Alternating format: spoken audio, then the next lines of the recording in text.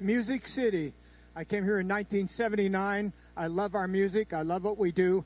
And I love law enforcement. We support the Blue always, no matter where we are in the world. And it's proud to be here this morning to help you celebrate Law Enforcement Day. And if you'll play my track, I have a little song I normally sing for the boss.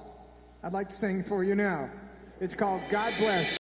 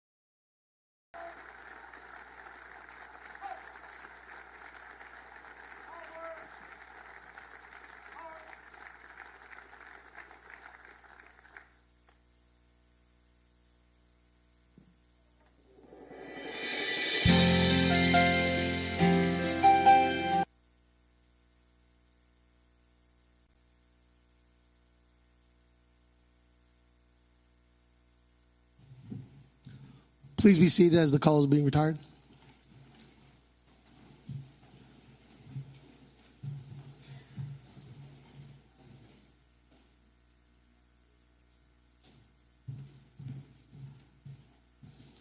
Now, it is my distinct honor to welcome the great city of Nashville, great American country, the 8th Homeland Security Secretary, Kristi Noem, who happens to be my boss. So, welcome.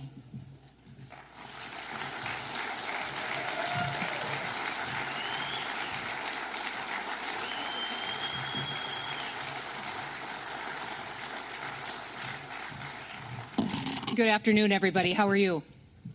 Good. And Tony's doing a good job, isn't he? He's doing a fantastic job. Well, thank you for giving me the honor and the blessing of getting to come and spend some from the bottom of my heart and my family's heart, I want to say thank you. Thank you for all that you do to keep people safe and to uphold your oath, to be out in our communities, protecting people from public safety threats, but also being an example to our next generation of Americans. Our kids and our grandkids are desperate for examples to look up to.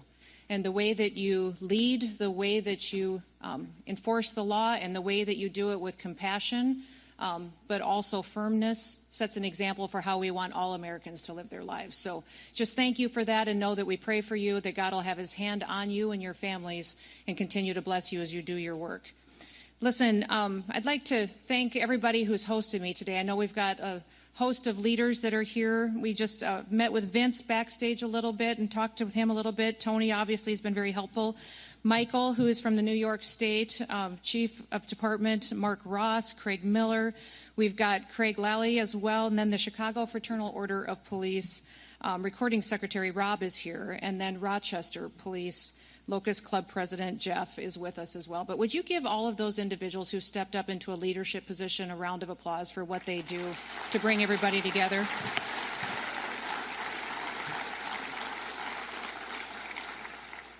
Now, in his State of the Union address just last week, President Trump reminded us of what it is every American's duty to do, and that is to serve the American people. That's what the government is to do, those elected officials and those that step up into public service, is to fulfill our duty to protect American citizens, that they should come first under our Constitution and our laws, and they should be prioritized, and especially over other people who are from other countries. The Constitution demands that we treat our citizens that way, and the men and women who serve at the Department of Homeland Security, they understand the importance of that, and we also understand the importance of all of our law enforcement officers and what they do across the country to keep people safe. The department was formed after the horrific events on 9/11, and just 2 years later, as Congress put the department together with the support of the president, 23 different agencies who had a nexus and a focus on defending the homeland were put in order to make sure that they were all following the same mission every single day. So it's a very diverse department. It not only has FLETC in it that trains over 130 different federal law enforcement agencies and officers from those agencies. It also includes CBP, ICE, CWMD, which is Countering Weapons of Mass Destruction. So some of you may have gone through some of those trainings to help us detect some of the threats here in our homeland, and also some of the trainings that it takes as far as responding to fires and 911 calls in different specific situations. We have intelligence agencies. We also cover FEMA. FEMA is a disaster response agency, but it also is the agency that's entrusted to run the government on our very worst day. If we had a tragedy in this country where we needed someone to step up because our leadership was not able to, that agency would be entrusted to do that and to maintain our critical infrastructure. So they ensure that they go forward and maintain our electrical grid and our critical infrastructure such as water and systems that we rely on every day to help the American people be safe and to still have their way of life. We also have CISA, which some of you may have worked with them, which is our cybersecurity agency, which goes out and not only hunts down bad actors that would attack us on our cyber systems, but also gives us mitigation measures for how we can harden our systems. All of these entities work together to serve the American people and to make sure that we're prepared for any threats that we may face, but also respond to them in a way that honors what our ideals are. The sacred duty of our government, truly, is that people are entrusted to secure the rights also of all the American people. You know, the Declaration of Independence states that governments derive their powers from the consent of the governed, which is the people. The people give us the right to do our jobs each and every day. And as long as this world is fractured and as long as human nature is fallen, we will need brave men and women who step up and serve and enforce our rights and our laws and our values. And that's what all of you do in this room with your colleagues. The heroism was on full display this last week when we saw the attack in Austin, Texas, and we saw that the first responders that helped protected people and more lives there were our law enforcement that responded immediately. Instead of running away, they ran to it. And though we lost 3 lives and saw many other people injured, they prevented so many other lives from being lost. We're very grateful that they are willing to do that and to serve in such a way. In fact, it reminded me of the quote that is often attributed to George Orwell that states, "People sleep peacefully in their beds at night only because rough men stand ready to do violence on their behalves," which means you step up in order to protect people, and you do it in a way that other people often are never going to be required to. When tragedies like what we saw in Austin take place, it's your leadership and it's your decision-making that make all the difference. You use judgment, and people entrust you with their lives. You're on the front lines of leadership, and you have the responsibility of guiding and also shaping the next generation. So we thank you for that, and we thank you for what you do.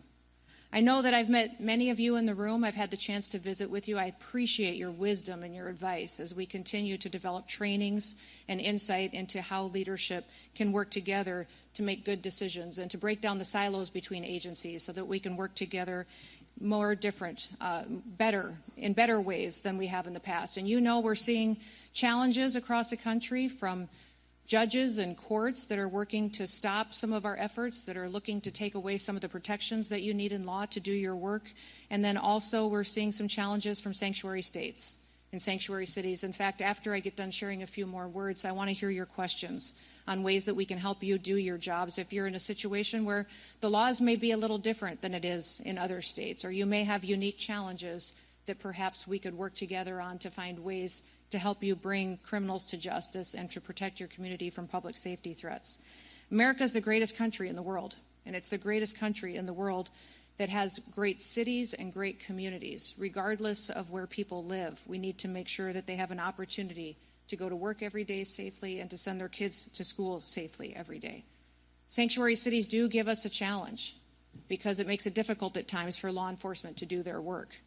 And we see that many times when a city cooperates with the federal government, cooperates with our federal officers, that it is safer. In fact, 7 of our top 10 safest countries in the nation are not sanctuary cities. They're cities where the local law enforcement partners with us. They partner with our federal agencies, with the FBI, DEA, ATF, CBP, ICE, and our operations.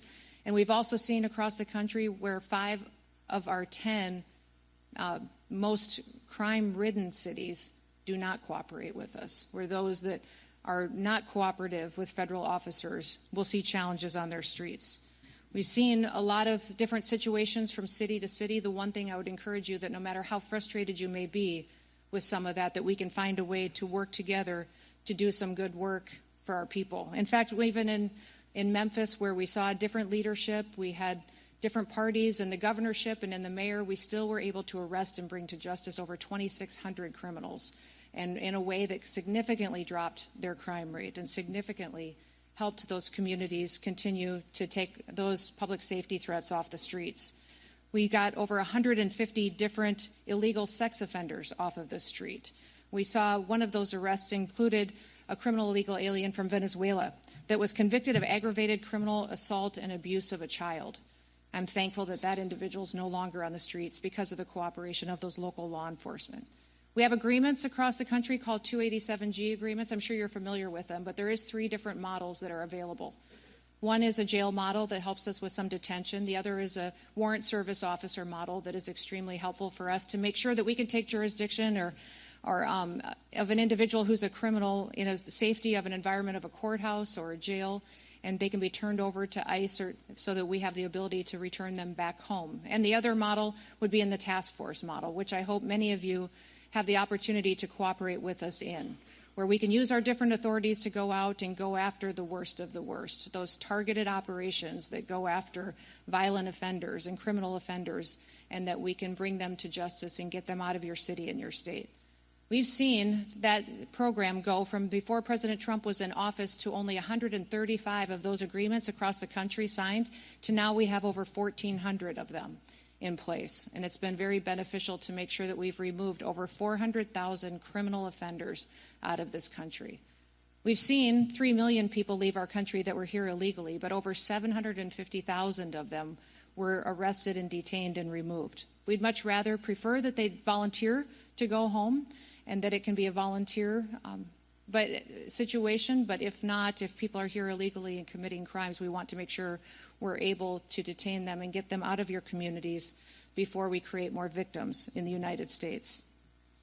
I'm grateful for the work that you do because it's made a difference across this country. This last year, we've seen our murder rate in the United States of America drop to the lowest level since it's ever been recorded. And we've recorded our murder rate across the country for 125 years, and this year we broke the record for the lowest murder rate in the country, and that's because of the work of individuals in this room and individuals that we've been able to partner with.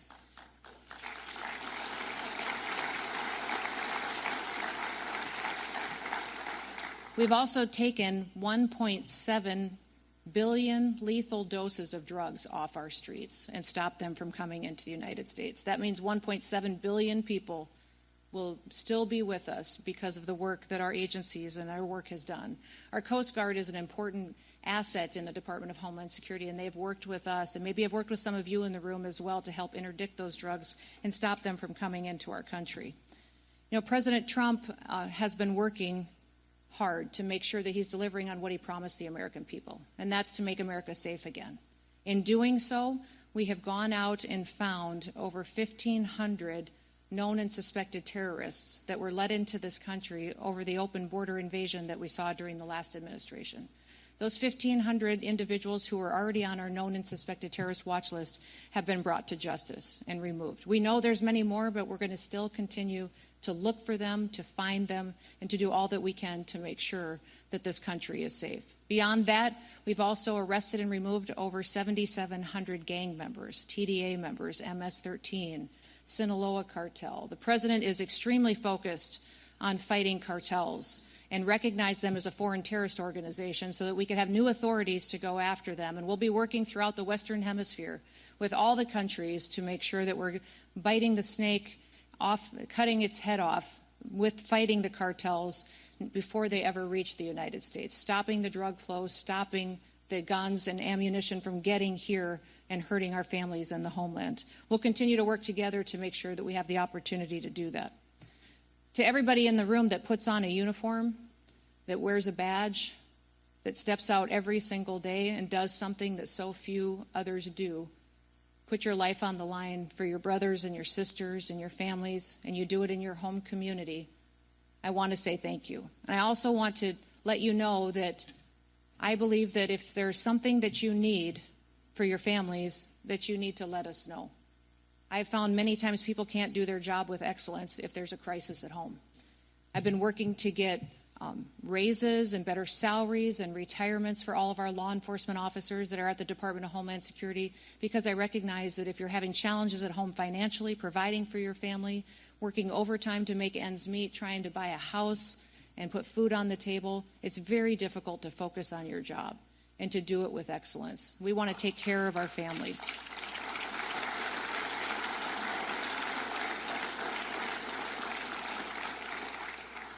So all of your suggestions and ideas, bring them forward. I will continue to push for that because I'm a strong believer that we need you at the top of your game every day. And that means that your family needs to be right beside you, happy, healthy, and whole, and that God can continue to protect you and protect them and make sure that you have a chance at the American dream too. So with that, why don't we open it up to some questions? I know some of you may have some prepared and some of you may just thought, hey, I've always wanted to ask her this. You sure can. Secretary. Yes, sir. Rob will say that. Yes. Thank you so much for coming. What a blessing it is to have you. Oh, thank you. Given our current state in Chicago, we understand we have no comment about the sanctuary, law enforcement, more of a targeted response. I think the hearts and minds of a lot of great grandson of Mexican Post immigrants. Mm-hmm. A lot of people, they just, when you go after, for lack of a better term, the tamale lady, Mm-hmm. it kind of like, they've been there 30 years, they're not causing trouble as opposed to criminals in this country. Right. I think that needs to be the focus in Chicago, more strategic planning that needs to happen similar. I think Tom Holland is Yep. suited for that as a Yeah, no, I think that's great advice. I don't know if you guys heard that question, but he talked about targeted enforcement. And Rob was saying how it's much more effective in a lot of, especially these sanctuary cities, where we can work on targeting those individuals who have a criminal history besides their legal status that may be in violation of their visa or work permit, but that we work on those and make sure we're going out and doing that with the local law enforcement as much as we possibly can. And that is something that we are going to continue to do, and make sure that we're focusing and prioritizing those individuals and make sure that we're addressing the public safety threats there. Thank you. Yes, sir.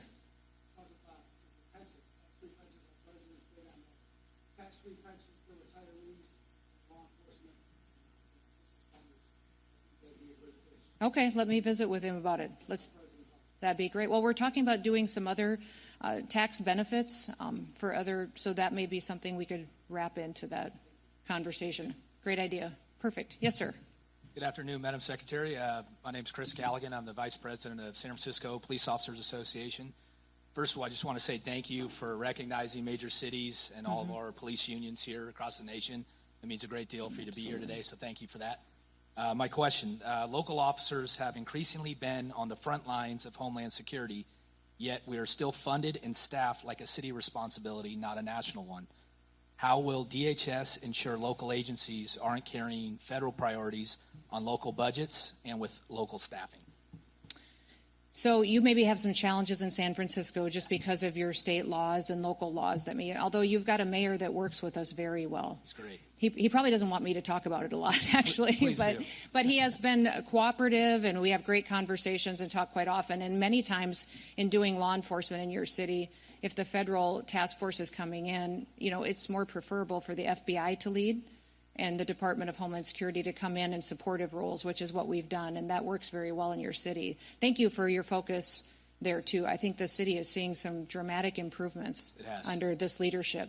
When you talk about funding, we have tied a lot of our funding that we have for enforcement this year and prioritized over $1.5 billion towards 287G agreements. So we've reimbursed departments that have an agreement, or a county or a sheriff, with funding them on overtime or on benefits, some of the other things that we can do. We've also, on the jail model, obviously reimbursed per beds. If you don't have the opportunity to participate in 287G, I think your best options for funding alternatives would be through some grants that we have at the department. We have specific grants towards terrorism grants that you can do, some security grants. And there's hazard mitigation grants that are in Homeland Security, safety grants through FEMA that would be available. So maybe what I'll do is I will forward those grant opportunities to all of you so that you can share them with your departments and have that opportunity. We also have some grants specifically targeted towards special operations. So if you've got some special operations that fit into that category, we could get you some funding that way. Great. Thank you, ma'am. Absolutely. Yes, sir. Yes. Hi, Craig.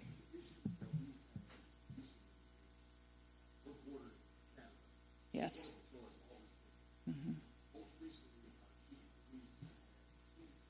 One police officer and one sergeant called Border Patrol for assistance, and then after that happened, he tried to fire them for asking Border Patrol to come assist them. Oh, shoot. Most recently, they just suspended both officers for 30 days without pay. The Border Patrol? No, Detroit those police. Officers in Detroit. Yeah, Detroit okay. police. So the one incident was the female of the house called because the husband was trying to break into the house. When the officers got there, he had a bad passport and a bad Social Security card. So they called Border Patrol for assistance. Mm-hmm. They ended up taking him to jail because he had a warrant outside the city of Detroit.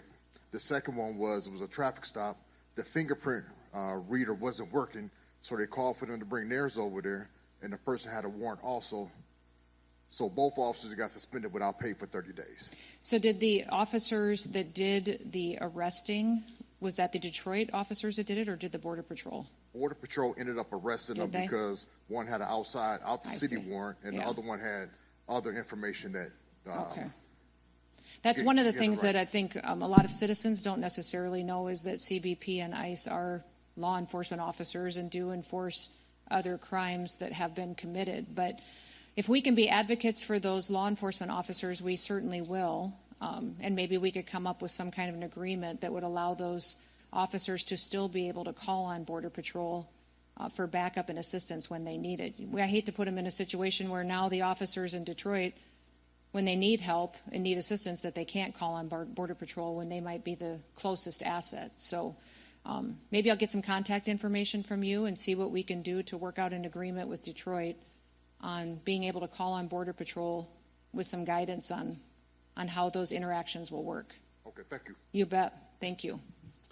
Good afternoon, Madam Secretary. My name is Don Famuina, and I represent the State of Hawaii Organization of Police Officers. First of all, I would like to extend our sincerest aloha and mahalo for all that you and your administration are doing. Given Hawaii's status as a major international gateway, how is DHS balancing the current administration's strict zero-tolerance border policies with the unique reality of Hawaii's isolated geography and its dependence on international tourism?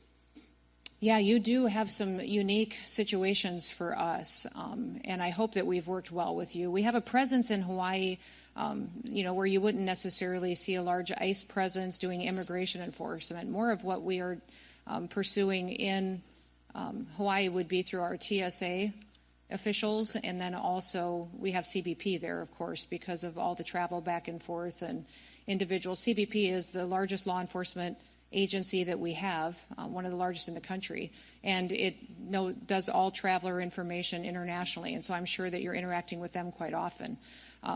So we don't, as far as targeted operations, you may see a presence in Hawaii if we know specific individuals there. And we are tracking and have signed security agreements with other countries. I think since I've been Homeland Security Secretary, we've signed 27 different security agreements with other countries to share information with us. If they have a dangerous individual that they think maybe has traveled into the United States, we will share those databases with each other. They share theirs with us so that we know when some of these individuals are coming into the country. And that may be, I'd say, the vast majority of the interactions you'll see in Hawaii. If you've got some suggestions for us or experience, I'd sure love to hear. We'll definitely do that. Mahalo. Mahalo. Yes, sir. My name's Jeff Wader. I'm the proud president of the Rochester Police Locust Club, located between Buffalo and Syracuse, and just a shameless plug, go Bills. Yeah, that's right, good. So I used to have, my T of O is 728 officers. Okay. I'm currently down to 594. And I had two more come in the other day that they're retiring. And we have a very, very difficult time retaining our members, but also hiring. And I know this is a issue throughout the country, especially in larger communities. My question to you is the federal government and or the Trump administration, are they able to provide bonuses for retention and bonuses for hiring incentives to start building back our staff? I don't know if we do for local and state law enforcement agencies. We have been doing that at our federal level with our departments, CBP and ICE. We have done that. We also, I put in the budget request a 10% increase for all of our federal officers. I wasn't granted that, but we're gonna get there hopefully in this next budget round. I will look to see what latitude we have to do that. We'd have to do it in a way of grants with restrictions that it could only be plugged into salaries and bonuses. I think. You tell me, we've done a lot of hiring bonuses, and for me it is just as important to do retention bonuses. I think it must be extremely discouraging for officers who've served for years to see other individuals hired with a huge hiring bonus while they've been showing up and been dependable and been doing the work day after day and not see that. So it's one of those things that we're working on in our department as well. Thank you. And just a side note to that is that we're seeing things now where officers will buy 3 years worth of military time and they do 17 years and they walk out the door at 20. That's so they're right. not even doing their full 20 anymore. They just want to get out. So That's right. Whatever we can do to help retain them and hang on to them. Did you lose most of your people through retirements and early retirements like that? Yes. Yeah. Since 2020, we had our riots and our protests.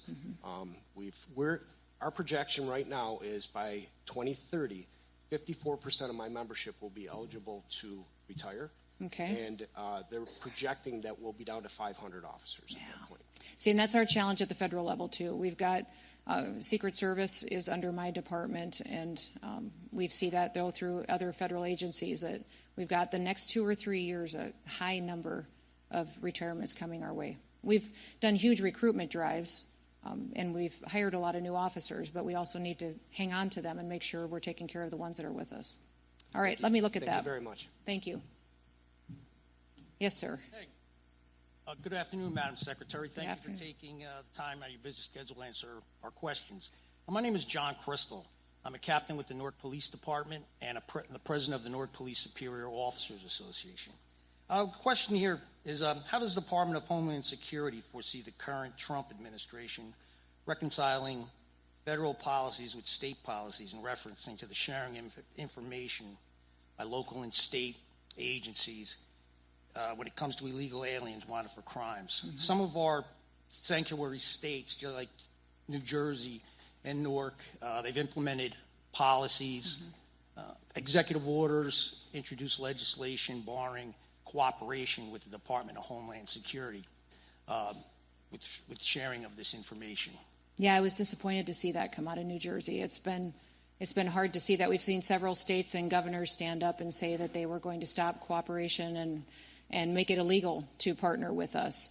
One of the things that we need to do a little bit more is highlight how our 287G agreements can be flexible and can work differently. I'm coming to meet with a lot of the New York State sheriffs here real soon and get some ideas from them on ways that we can have informal agreements if necessary to do that. There's also, I found that a lot of sheriff's departments, smaller departments, don't necessarily have the technology they need as far as retina scanning or databases that feed into the federal systems. And if we can help with some technology funding and get that into these departments, it would help us on the national scale, the federal scale, but also help you guys be able to get people logged into the system, and at least we would know where these bad actors are. Even if there's not much cooperation going on as far as honoring our detainers or cooperating with us, at least if we know where these criminals are, we can still be aware for when they're released on the streets. But it's, for us, our preference is to always figure out a way that we can work together. On enforcement operations, at least to be able to have local law enforcement provide backup or respond should we need officer assistance.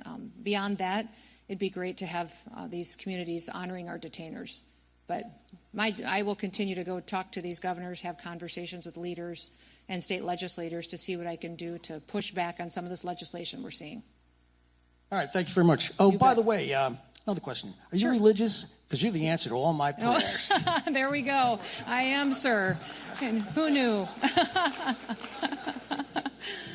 Oh, gosh. Good deal. You're going to have to top that one. I don't know. I don't know. That's a tough act to follow. Right. Let me he tell you might something. be my favorite. New York's always hard to follow. That's right, it is. Guys, okay. I'm Sergeant Walcott. I'm the Chief Steward with the Memphis Police Association for Memphis Police Department. Well, look at you. You guys have been rock stars. Woo! Y'all have been rock stars helping us out. So I don't get this up a little higher. Firstly, everyone in this room knows that Memphis has statistically been one of, and in some years, the most dangerous city in the United States. Mm-hmm. The federal support that our department has received since September of 2024 has been nothing short of a miracle. Our crime rates are much lower when compared to the same exact months the preceding year when we had no help. And I don't mean lower like the national average. I mean lower like our murder rate is down 35%. Mm-hmm. Our aggravated assaults are also down 35%. These are current numbers. Our robbery rates are down 58%, and our motor vehicle thefts are down 68%. I say all this to say thank you for this help, and it has been invaluable and truly proves that more law enforcement with reasonable but aggressive tactics equals less crime. My question to you would be the following. I'm extremely concerned about cartel activity, which you touched on shortly ago, all throughout the country regarding drugs and human trafficking, but especially in Memphis, as it's considered a hub for the cartels. Is ICE itself putting any extra special emphasis on cartel activity, in particular since their reach appears to be much longer than most people realize, and they reportedly even threaten agents with bounties? And does classifying cartels as terrorists help combat them from that? Is that a tool to help you combat it? Does. When President Trump declared the cartels as foreign terrorist organizations, it opens up the door for a lot more authorities that we can use to go after them. So now, and you've seen him, obviously, partner and take action against leaders even in Mexico. That is just the start of the operation that we are undertaking as the Trump administration. Listen, what happened under the last administration by having that open border, it allowed the cartels to get rich, to grow, to become, they had unfettered access, and their ability to make money was compounded over and over and over again. They could do whatever they want with the human trafficking and drug trafficking. So they are extremely, extremely wealthy and strong and sophisticated in the technology we see them using against us, and their ability to operate in cyberspace as well, and then with how they're using drones to bring drugs over the border now, and tunnels that are almost like pipelines where they're not even large enough to shoot people through, but they are enough to get drugs through. So we have all kinds of new challenges, and that's why President Trump is undertaking going after the cartels by addressing it from the Western Hemisphere. He will have a big agreement that I'll be there with him on Saturday with the Department of War and the Department of State on how we're going to go after cartels and drug trafficking in the entire Western Hemisphere. So this challenge, we've realized, is big. We've always known that, but if we're really going to address it, we have to look outside of our borders to kill off the cartels before they continue to build up more and more strength and keep killing our Americans. But you guys have done what, I think everybody in the room wants to grow up and be Memphis for what you did. But I would say that the work that happened, just so everybody knows, what happened in Memphis was their mayor was willing to work with us, who is a Democrat, was willing to partner with the federal government, and the resources and dollars that went in were not just from the Department of Homeland Security. The Department of War contributed, the Department of Justice contributed. It was incredible to see different agencies in the federal government go and show up and cover the costs of having that operation and make sure that people there could see a difference and they could see hope again. And people almost need to see it and feel it. That's what happened in D.C. when we did the D.C. operation. Is it took a few weeks for people to realize and feel the difference of what it was like to be in a city where you could walk down the street again, where you could go have dinner again. You didn't have to worry about your car being carjacked if you wanted to go out for dinner that night. And once people feel that, it's almost like they get to feel freedom again. And that's what Memphis is providing to them. So we need to figure out a way to tell your story to other cities and show them that it can be an opportunity to restore their way of life again. Absolutely. Yeah. Thank you for so your much. leadership. You Yes, bet. ma'am. Thank you. Anybody else? Yes, sir.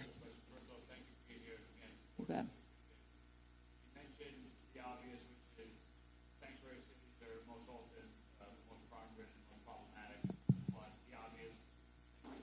But the obvious difficulties and implications of having the sanctuary city laws and the states not supporting the feds and things like that. What are some of the vehicles that you guys can use or will use to try to, I don't want to say get around that, but work with the conditions that you guys are under to still be effective as federal law enforcement in those sanctuary city areas? Well, if it's a sanctuary city, we have an opportunity to form partnerships then with sheriffs.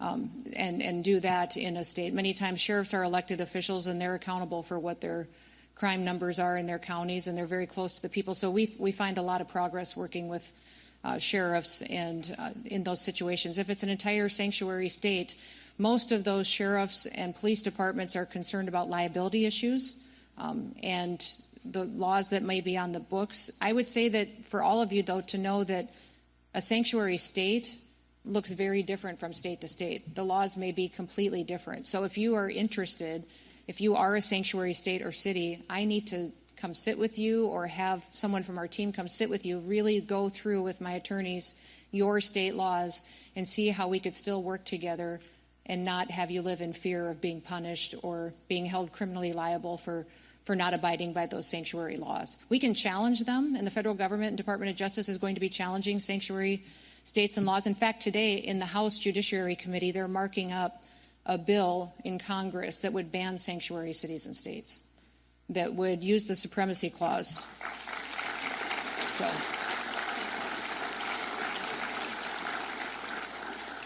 So if we could, it will pass out of committee, I think, and pass out of the House. We're hopeful the Senate would take that up, but it's a constitutional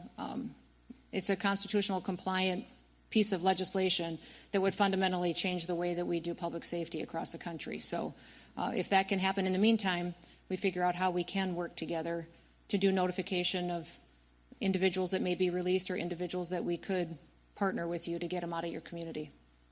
You bet. Yes. Thank you, ma'am. This is going to sound a little bit like a sales pitch, but it's not, I assure Okay. you. I work for a company called Vertex. We already have a very nice contract with Homeland Security, so this Good. doesn't count. Good. I bring a unique perspective. I don't have a question for you. I have a comment. Okay.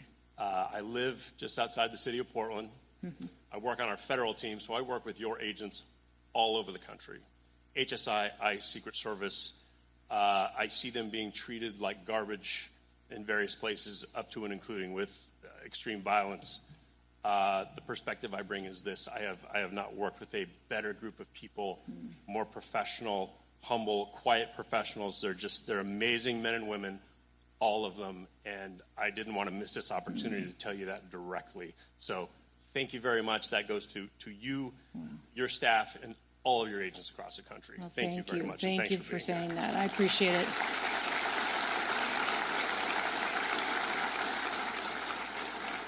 I will let them know that you said that. That means a lot to them. They face some challenging times. They have a lot of good days too, but they're just trying to do the right thing and make sure that we're doing the job and upholding the oath that everybody took when they signed up for law enforcement. So, well, thank you, everybody. Thank you for letting me be with you. You have a fantastic meeting. Thank you for your leadership. Thank you for coming to this conference and spending some time together. I hope you get some fellowship. From what I understand, cops are pretty good at that. So you have fun. I'm sorry I can't stick around for it, but God bless you. And may God continue to bless our great country. Have a great day.